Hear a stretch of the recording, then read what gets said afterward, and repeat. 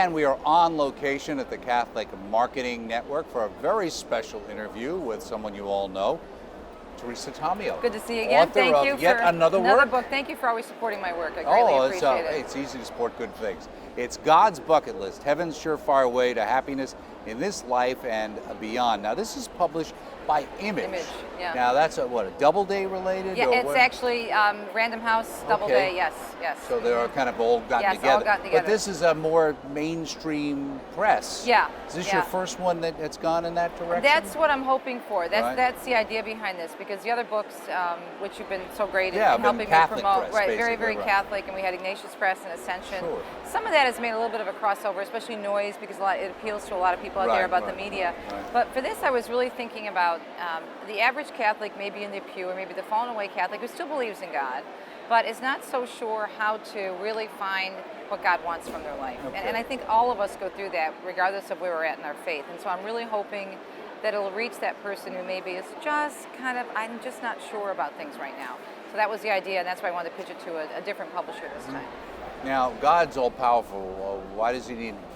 Am I supposed to help him getting his bucket list? No, actually, it's God's bucket list for us. Because God obviously doesn't have a bucket list. Okay, because he's got everything forever. all at He's once. got everything. It's all there in eternity. But his will, his divine will. Okay, this is our bucket list that he has for us.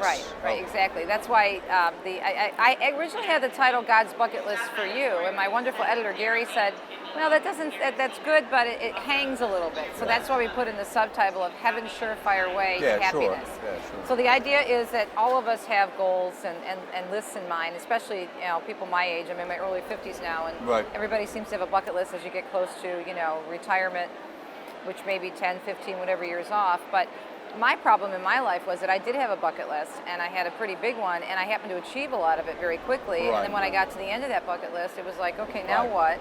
And I had never really taken that bucket list to God except to say, thank you very much, I appreciate your stamp of approval, let's move on and make it happen quickly and we'll all be happy.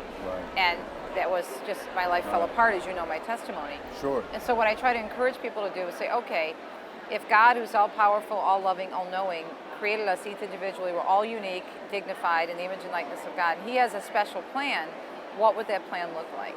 So it's different for all of us, but in many ways it's the same, because it's understanding, it's forgiveness, it's connecting the dots, it's dealing with suffering. So these are the things that we all have to live out every single day in order to really achieve long-term happiness versus just marking something off a list. Right. Now, how did you go about defining what might be in God's bucket list? Now, is this written in the idea of this is it for Teresa Tomeo, or is this for the average Catholic person out there? It's for everybody, because we all have to do these things, because it's all based on biblical principles, on the Catechism of the Catholic Church. So this is God's bucket list for humanity. For humanity. You have to learn to deal with suffering, because no matter who you are, whether you're Catholic, Protestant, Jewish, atheist, everybody's going to deal with suffering. Nobody gets out of this life unscathed. So you have to learn how to deal with suffering. Or alive, right? And make the most out of it and learn something from it. We have to deal, in the real world, we have to deal with truth, and if we want to live a wholesome life, we should be able to look at the truth of what's out there about these various issues. And a big problem for me before I came back to the church was I really didn't know what the church taught about the big issues, or the little issues, or too much of anything for that matter. And yet I claimed to be a Christian. I claimed to be living a good life. But to some degree, you probably went to the places where you should have heard those things, and you weren't always hearing those. It wasn't even that you weren't listening. It's that they weren't talking about them. They weren't taught, and I mentioned that. And a lot of us were sacramentalized and not catechized. Exactly. But I think this is also a book for anybody, even if they're not Catholic, you can pick it up and say, yeah, that reminds me of something I went through growing up. Or, and I also recognize the fact that sometimes it's hard for people to listen to the church or listen to God because there's a lack of trust there for whatever reason. There's pain in the past. And probably worse now. Yeah, exactly, because of the abuse scandal and other things we face. So. Well, you talk about the bucket list, Grace. You go on in chapter 1, say, be still or be like Grandpa. My Grandpa Tomeo, who's actually lived and grew up, born in Italy, came here when he was a child and raised his family in Jersey City, New Jersey. And my grandpa had the art of doing nothing. I saw that growing up. When we go back to New Jersey, we'd haul the whole family back after moving to Michigan when I was 5 years old. And I would always go run upstairs to my grandparents' apartment in Jersey City. My grandma would be there in the kitchen, and my grandfather was either in the park across the street by the Colgate factory doing nothing, feeding the pigeons or just relaxing, or he was down the hall in the living room just smoking his pipe. And I just got so used to seeing him doing that it just became a natural thing for me to see him doing nothing, but it didn't click.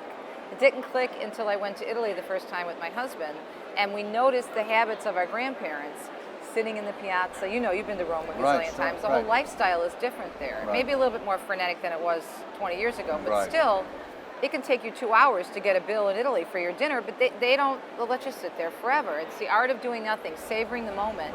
So getting this crazy people that like we are, and I often am like that too, running around in 14 different directions, never sitting down and calming ourselves down enough to just be still.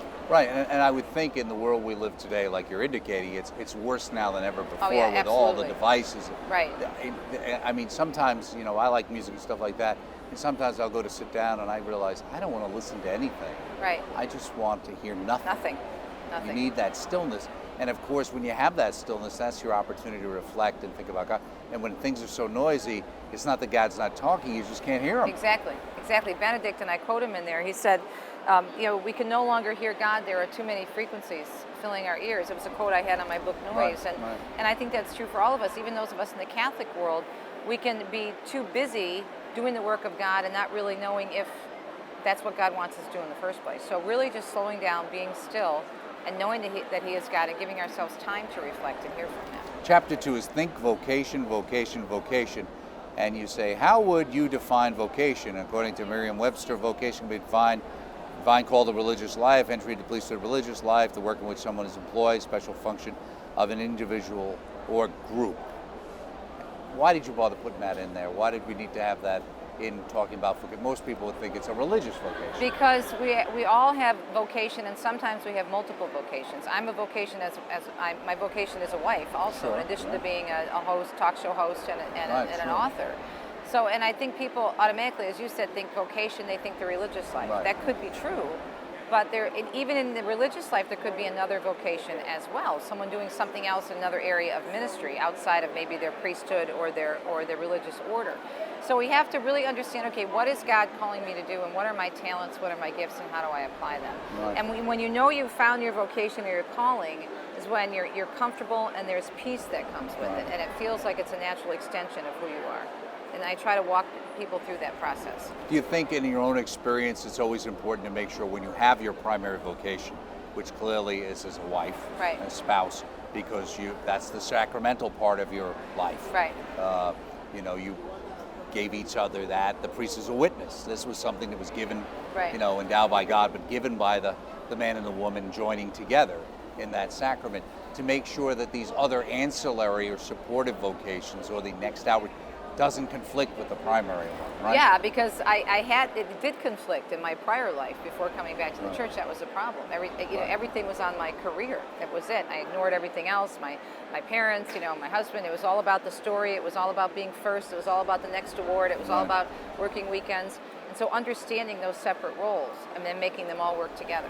Right, and it's also, even for people who in another way their vocation might be being at the church and being involved with all these wonderful things, it doesn't matter how you're distracted. If you're distracted. Right. And even when my husband, my husband's now a deacon, and we were going through formation, they consistently told us that it's got to be God, family, diaconate, or God, family, work, diaconate, in the sense of you have all these other roles, and then the diaconate comes into play, because you have to understand that your family has got to be first, and we know that you're working full time. And clearly, it's the church's values the wife in that equation, because there has to be that commitment. I know that when we decided to go work for Mother Angelica, I say we, because though I was the one offered the official job, it had to be something that we as a family, we as a couple, saw was what we were supposed to do. Right. And in the diaconate formation, if the diaconate candidate is married, they cannot go forward without the wife's actual permission. Because there's so much of a commitment there. Right. And just like your commitment to moving down to Birmingham and getting a whole, a paradigm shift basically from what you were doing before, it's the same for the married couple and the diaconate. So you have to be together. And just the opposite is true. Dominic handles a lot of the finances for Teresa Tomeo Communications. He supports me. I'm on the road a lot. So there's that mutual vocational support back and forth. Sure. Yeah. Now we've got read the directions, and it's trust in the Lord with all your heart and lean not on your own understanding. So which directions are we supposed to be reading? The directions basically about reason and common sense, and this is something I think that EWTN does so well. We catechize, we educate, and we lay the facts out there. And I think a big problem that we have in the world is that people don't know the facts about abortion. They don't know the facts about contraception. They don't know the fallout of what happens when you don't follow church teaching. Right. So go back to the basics. Just see what the church says, and then test everything, as it says in 1 Thessalonians. If the church is so wrong, why is she consistently proven right? But the problem is, people don't see how she's proven right because they're not covering, for example, in the Gosnell case. I mean, who else besides us, the National Catholic Register, Catholic media outlets, who else was really covering it? Maybe a few conservative outlets, Fox Going News forward, did have, EWTN News Nightly. Exactly. Well, no, seriously. Yeah, I agree. Who else is going to do that? And that shouldn't be. Right. And you cannot make Archbishop Chaput talks about this all the time, you cannot make an educated decision as a voter without accurate information, and yet people are doing that consistently, especially in the last 2 national elections. Well, you know yourself the way when there's retractions and restatements for front page mistakes, they're in the back page. Exactly. And I think that happens with the church, where the church is proven to be right later in a situation that gets buried in the muddied, well, maybe, but what about this? Right. There's always something else, right? Right. And if you look at, for example, just with the birth control pill and the morning after pill and all this promotion now of contraception to younger and younger girls, it's crazy. And yet nobody looks at the fact, and it's right on the package. Because before I came back to the church, I contracepted. That was one of the things my husband and I had to deal with. And I didn't even look at the package and realize that this could cause all kinds of health problems, including breast cancer. If a woman goes for her annual breast exam, they ask you if you're on the birth control pill. The World Health Organization declared the birth control pill a group 1 carcinogen. So understand the facts. Look, okay, if the church is so wrong, why are these things so bad for us? Right. But people don't, they don't connect the dots. And so that's what I try to encourage even just as a logical issue, if this thing did anything else besides be related to pregnancy, it was pill that did anything else, there'd be lawsuits everywhere. Or even with saying, abortion. How could you possibly give this to my child without my permission? Absolutely. Or even with the Gosnell case, if this were any other type of surgery, imagine what kind of a story it would be. But because it was a sacred cow of abortion, they didn't touch it until they were embarrassed into touching it, and they barely touched it at that point. Then they still claimed it was a local story. Exactly. It was only one. And yet when there's a shooting, because they're so pro-gun, and I'm not getting into the whole gun discussion, but my point, if there's a shooting, a mass shooting such as Aurora or Newtown, God help us, and it's all about gun control. They look at every other, and that's fine if they're looking at other cases. As a news person, we know that. That's what they do as news people. But then why do you only do it in select stories that fit your political agenda? Personal agenda. That's why, unfortunately, it is. And that's why when the things blow up that aren't so positive in those things, they get downplayed and you don't really hear about them. Chapter 4, say yes to the mess, or remember there's no Easter Sunday without Good Friday. But I thought we were all resurrection people now. Didn't you get that memo? I got the memo, but the thing is this is a fallen world, and as I said earlier, none of us is going to get out of this life unscathed. And I think we live in the most educated country in the world. We have so much wealth. We have so many comforts. We're just not used to suffering and handling it all that well, myself included. And so I think it really is a lesson for us when we're going through a hard time. What is God trying to teach us? God doesn't want us to suffer, but because we live in a fallen world, we're either going to be affected by someone else's bad decision. In my case, I talk about most of my suffering came with stupid decisions I made. Yeah, sure. Once in a while, it was I got fired from a job. No matter who you might have blamed later for them. Exactly, right. Or while they were happening. At the end of the day, these were decisions that you walked yourself into. But at the same time, those are the times I grew the most. The troubles in my marriage brought me back to the church. The troubles with my job made me rethink my whole career. If you look at every situation that's out there, inventors who fail 1,000 times, they learn each time they fail to move ahead. It's the same thing with in marriages, in exercise, in everything. It's the struggle, it's the failure, it's the growing, and the growing is a painful process. Why does somebody go out and run every day? At the end of the day, if they're training, they're sore and they're tired and they're weak. But after a month later, they can run the first 5 miles as if that wasn't a problem. Now it's the next 5 miles that they feel that is. But it's not like you magically can just do it. But we live in a culture that's gotten so used to the idea of the aversion of anything that's painful, that you shouldn't have anything but pleasure, that, if it's painful, there must be something wrong with it. And yet the analogy you just said, how many people are, exercise fanatics because they know it works? How many Right. people, I go to Zumba. I try to work out as much as I can. It's not easy. I'd much Right. rather be home, just sitting on the couch and doing nothing sometimes because I'm tired, but I do it because I know the results. And yet people can get that with exercise and diet. They can get that with studying hard for a degree Right. or working hard, to make it in the medical world or whatever, or in the professional world. But then when it comes to these other things in our lives, such as sexuality, which is always seems to be the below the belt issues, nobody wants to. I'm not sacrificing. I'm not going to do that. I'm not going to. So it just to stop and think and just look at the facts. Just look at, okay, here's what the church teaches. Here's what the world says about these various things. That's all I'm asking people to try and do. Right. Number 5, do you do your homework or connect the dots? I've heard this quote before by Churchill, which is great. Men occasionally stumble over the truth, but most of them pick themselves up and run off so there's nothing had happened. Right, exactly. I love that. I had a discussion with one of our listeners. You could call it a discussion. It was anonymous. Yeah. I had a woman on the show just this week where she was talking about the work that she's done in Africa in terms of birth control and other issues to fight Melinda Gates. It was the 1-year anniversary of a letter she had sent out. You mean our Catholic Melinda Gates? Yes, our Catholic Melinda Gates, exactly. We love the sisters who Right, taught her. right. And we were talking about the fallout of contraception and how Benedict was right, and how the AIDS research, all these different things that we discussed. And I received this email, and it was a perfect example of this, someone not wanting to look at the truth. It was, I don't know if it was a man or a woman. I usually don't respond to anonymous emails from listeners because you don't have the courage to stand behind what you say. I'm sorry, I don't have time for it. But I was just, something told me to write back, and this person said, if people want to use birth control, they should be able to. It's none of your business. They should be able to do what they want, and you have to stay out of people's bedrooms or something like that. Right. I find what you're saying fanatical and extremist. Right. So I wrote back and I said, you know what? Let's talk about this. Call into the show. Let's talk. And you explain your position as to why you think this is good. And here's a link to this woman's open letter to Melinda Gates, which was far from just a Catholic letter. She's a medical researcher, and she worked in hospitals in Nigeria, now in Great Britain. She's got a medical background, in addition to being Catholic. And she documents the problems with contraception and what would happen to her country and what they really need. I said, look at her letter, and then get back to me. And the person wrote and said, I'm not going to call you on the air because, then you'll belittle me. And I said, but you're the one who's doing the name calling. You obviously believe this, so I'm giving you the opportunity. Nothing, right? Done. They won't come out. Why?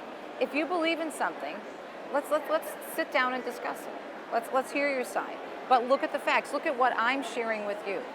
So that's what I'm trying to get people dissonance. to do. People don't like information that runs contrary to what they've already decided to believe. Yeah, and they don't want to get, again, the whole thing about suffering is they don't want to, oh my gosh, this may force me to change.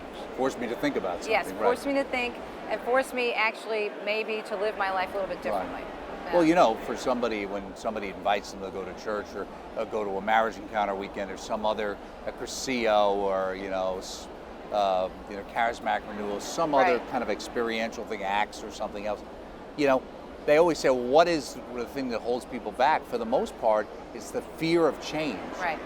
If I don't know, then I don't know. Well, once you know, you can't not know, as they say, Exactly.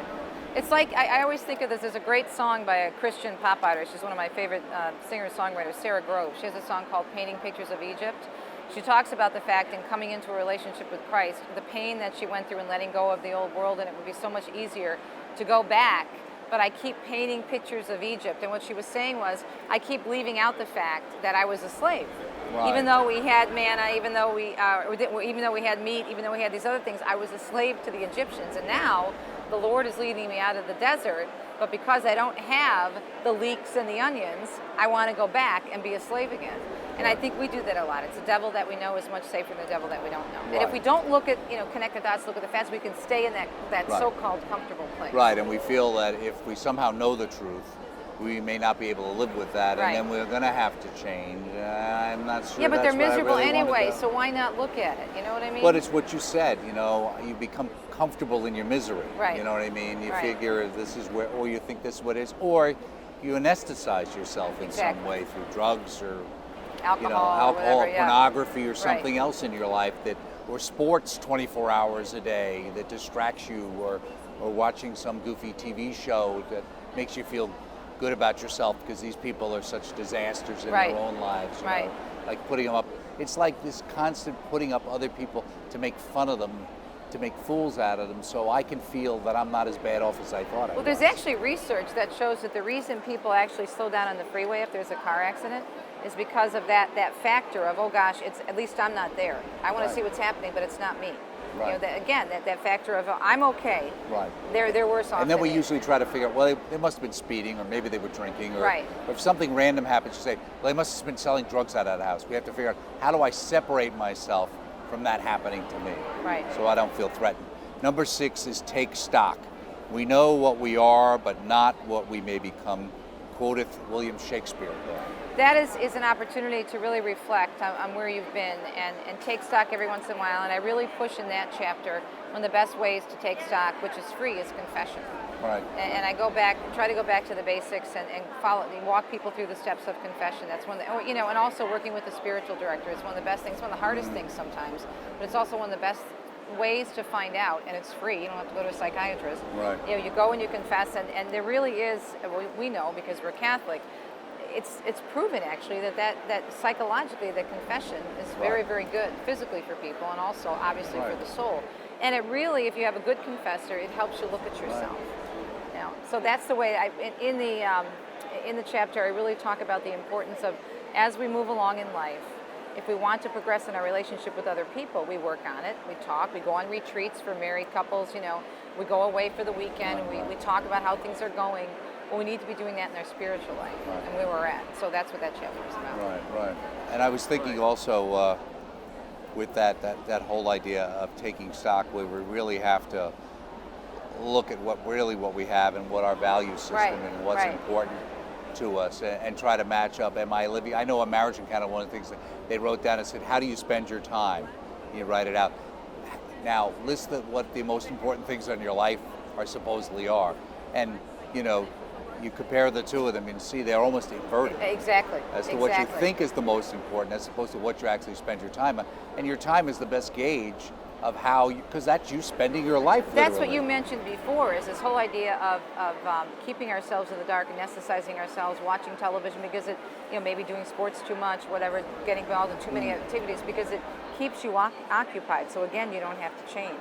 But the Take Stock chapter is really interesting because I interviewed Gary Zimick, who's a regular now on Catholic radio, because he went from the process of working and doing ministry on the side to taking stock of what God was calling him to do and move into ministry full time. So what's that process like? What do you have to go through?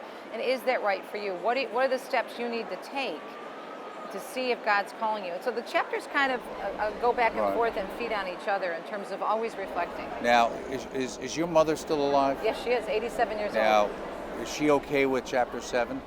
Live with it or remove the plastic covers? Because I grew up on Long Island, and usually it was either a very Italian or a very Jewish household. Yeah. You'd come in, and in fact, it was my next door neighbor. They actually had the little thing across there, so you couldn't go in. Yeah. Everything was under the plastic, and it was like working in a museum. Well, my mother is fine with it, but my godmother, my Aunt Jenny Aielli, would have a problem with this because when we used to go see her in Jersey City, our house on McAdoo Avenue, the furniture was all covered. Right. But this is just a very true story, and you can relate being from the East Coast and knowing a lot of Italian-American families. And I picked this true episode of Everybody Loves Raymond, where Marie has everything in plastic, and then the guys say, well, and Marie, Deborah, her daughter-in-law, says, we dare you to take the plastic covers off. I remember that, right? Yeah, right. And so the whole point is take the plastic covers off, live with it, put your best stuff out there for God, and don't hide your light under a bushel. But being born in Jersey City, raised in an Italian-American family. Yeah, just the whole New York thing. It just keeps coming up in my stories. Right. That's a great image. Yeah. I know for me. I know a friend of ours who had come from a household like that. I remember when we were married, they came to our house, and I remember her telling my wife, we'd been friends with them in high school as well. She said, I was just it's so friendly and comfortable because you don't have that kind of such a formality. At least for her, it was so powerful. But I thought that's great. That idea that and at the same time, you have to expose yourself. Exactly. You have to risk yourself, because if you're going to live, then you have to be, as in an earlier chapter, experience the good with the bad. Right. That's living. Right, exactly. And that risking, and it's in the risking that you usually find out that you meet people that you never would have met, Exactly. or you meet them on a level that you never would have experienced if you didn't do that. Yeah, and the thing is I have this image in my head of that episode of Everybody Loves Raymond, which was hysterical. And in the end, I felt bad because Marie had to go back and put the plastic covers back on. She let herself go for a little bit, but she couldn't quite get over that. Keep it yeah. going. And that's what happens with a lot of Yeah. people. They slowly go back. And just before we go, fall in love. That's your last. Fall in love with Jesus. Head over heels in love. And this is what I talk about at women's conferences. Who doesn't want a guy who's willing to die for you and did die for you, a painfully excruciating death? Who doesn't want a guy who's going to defend your dignity? Who doesn't want a guy who's going to sit there and say that men are just responsible for all the sexual sins that are out there? That's Jesus with the adulterous woman, right? Right. Who doesn't want a guy who will meet a woman where she's at, even if she's got a sinful past, and say, you know what? I still love you, the woman at the well. Right. So fall head on in love with this God who loves us so much that he died on the cross and stayed with us and will be with you all the time. How many women get upset because their husbands are too occupied with this, that, the other thing, okay? This is not to diss married men or because I'm married to a wonderful husband, but this is to understand that Jesus, even your husband or your wife, is not going to make you completely happy. You have to fall in love with Christ and keep renewing that relationship. And what's not to love? Right. Is what And I when you say. have that, and you have that in your relationship, these other things are then put in the appropriate perspective. And I didn't get that. And this is why I now get why Catherine of Siena and two of my favorite saints and Teresa of Avila were just so crazy about Christ. They were just head over heels in love with him. I get that now. Right. I really get that now because I've been through, of course, I'm not either saint, trust me, I'm not. Right. Nor shall I ever be, but I'll check with your husband. Yeah, I don't know. He's the saint, not me. Saint Dominic, as you call him. But I get now why they were willing to do so much. And it's if I could do, one little inkling of talking about God the way they did, then it's all worth it. Well, you talk about it so well. Thank you so much. Good to see you again. Thank you for your support. Quick half hour there. Yeah, Right, it's great. As always, God's bucket list, heaven's surefire way to happiness in this life and beyond by who else but Teresa Tomeo, her radio show on EWTN Radio Network, and we're happy to have her here. And this one's published by Image. Going mainstream here. Going mainstream. Pray for it. I and want to of reach course, Catholics. available through EWTN's religious catalog, naturally. Thank you for joining us here live and on location at the Catholic Marketing Network. See you next time.